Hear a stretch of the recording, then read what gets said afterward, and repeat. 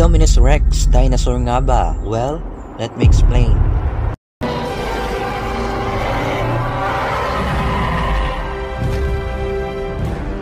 Una nating nakita ang Indominus Rex sa pelikulang Jurassic World.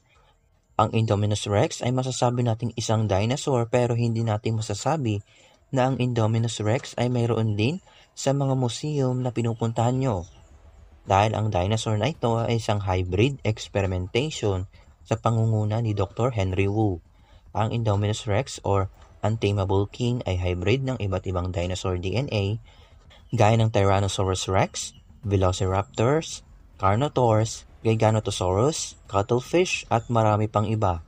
Siya ay carnivorous, may taas ng 18 feet at mas malaki pa sa Tyrannosaurus Rex at may haba ng 43 feet.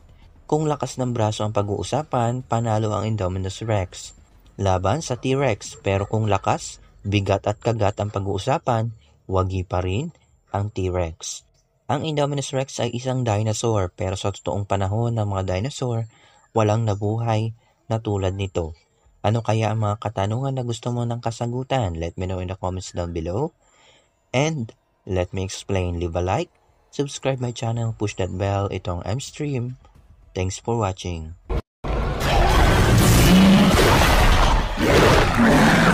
Yeah.